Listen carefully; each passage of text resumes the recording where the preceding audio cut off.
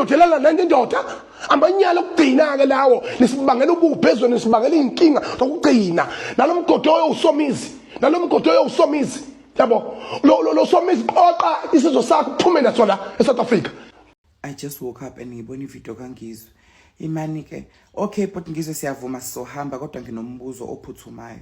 Uyakhumbula ngenkathi sihlangana nami eSlow Lounge eThekwini at the FNB Slow Lounge eThekwini earlier on this year? Do you remember what you did? Uthi ngikhumbuze bhuti mhlawumbe usukhohliwe. Ababehlele eSlow Lounge bayongifakazela nabasebenza eSlow Lounge bayongifakazela.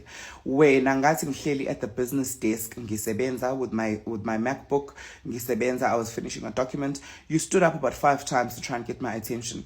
The first time usukumile wenze ngathi uzothatha newspaper emva kwami ngoba la ngihleli khona kunama newspaper emva kwami ngakubuka. The second time wasukuma wenze ngathi uthatha imagazine ulokhu manje ungibuka kodwa ungasho lutho ngakubuka nami ngangasho lutho. Okwesithathu ususukuma wasukuma usuhlangana nami ebar. Mangifike ebar ngizo-order isiphuzo nawe uyasukuma uzo-order isiphuzo kodwa into yangimangaza ukuthi etafuleni la uhleli khona isiphuzo sakho wawunaso and wawuhleli wedwa futhi.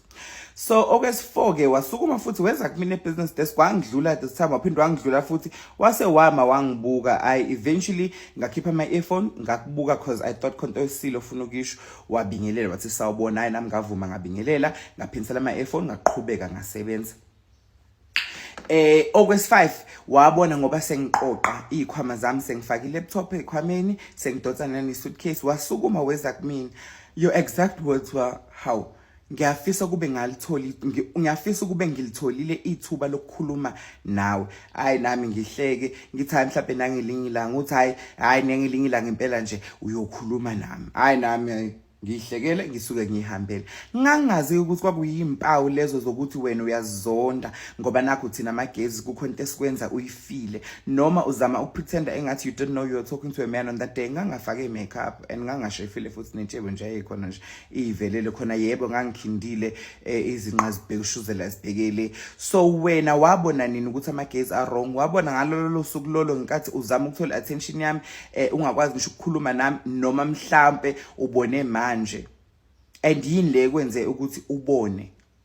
Yini le kwenza ukuthi uze ubone ukuthi amagezi are wrong? Because mina ngokwazi kwami ayikho indoda straight ezoxaka ukuthi thina as gay people khona into esiyenzile noma mhlawumbe uxakwa ukuthi what we make you feel as gay people. Because I know I made you feel something but Ngizwe, I know I made you feel something. You couldn't even speak. Wama wasukuma waphenduka ingane secrash ungakwazi ngisho ukukhuluma. Obuhle bami bokudida izinqa zami zikutatalzelisa amathanga ami ekwenza uzibone uvithikile wahluleka ngisho ukukhuluma. So it was that day la wabona khona ukuthi amagezi are wrong.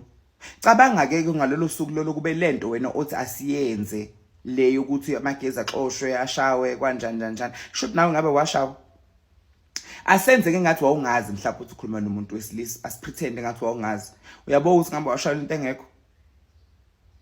Homophobia is so dumb because akekho umuntu ongabe uxakwe indlela omunye umuntu aphila ngayo ibingeke izikwenzele lutho because asithathi imali yenu asithathi lutho siyaziphilela nje.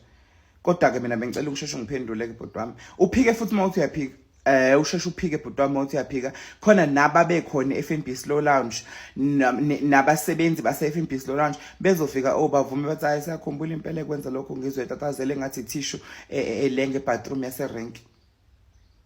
Yeah.